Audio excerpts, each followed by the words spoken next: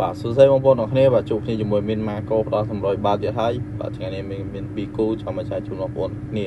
បាទគូទី1នោះគឺស្គរក្រប Everton ប៉ះគ្នាជាមួយនឹងបាទបិសាចក្រហម Manchester United បាទគូទី2បាទគូទី2 Avalanche ប៉ះគ្នាជាមួយនឹងបាទ Girona តើបងប្អូនចូលរួមទីលេងជាមួយមានទាំងអស់គ្នាថាក្រុម2នេះបាទក្រុមណាយកឈ្នះក្រុមណាហើយនឹងស៊ីគ្នាប្រហែលក្របបើទីលេងក្រោមវីដេអូនេះទាំងអស់គ្នាហើយក្រុម2នេះបងប្អូនចង់លេង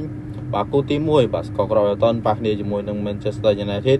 បាទហើយមានសំណាងបងប្អូនលេងទៅខាងក្រុមភ្ញៀវបាទគឺក្រុមបិសាចក្រហម Manchester United បាទក្រុម2នេះមានជឿថាបាទបិសាចក្រហមអាចនឹងស៊ីបាទអាចនឹងបិទបាទស្គរក្រប Everton បាទ0គ្រាប់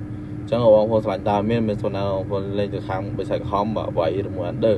ជឿថាអាចនឹងស៊ីគ្នាគ្រាប់តិចផងដែរបាទហើយគូទី2បាទ Avalanche ប៉ះគ្នាជាមួយនឹងបាទ Girona បាទគូពីនេះបាទមានជឿថាបាទអាចនឹងស៊ីគ្នា over ហើយក្រុមបាទមួយនេះគឺ over គ្រាប់តិចមែនទែនតែបងប្អូនឆ្លាញ់តាមឲ្យមានសំណាងបងប្អូនលេងទៅខាងបាទម្ចាស់ផ្ទះហើយលេងទៅខាង over មានជឿថាអាចនឹងស៊ីគ្នា2-1ផងដែរចាមានតែ100បាល់2គូទេបងប្អូនចាំ100បាល់ថែមទៀតបងប្អូនក៏ជួយលេងនៅក្រុម profile ឬចូលក្នុងផ្ទះរបស់មានតម្លាក់គូបាល់ថ្មីៗជាច្រើនទៀតហើយ70%សពចាមានតែប៉ុណ្្នេះទេបាទកុំភ្លេចចុច like និង share follow មានមួយផងដើម្បីជាកម្លាំងចិត្តឲ្យមានធ្វើវីដេអូបន្តបាទសូមអរគុណសូមជម្រាបលាជួបគ្នានៅវីដេអូក្រោយ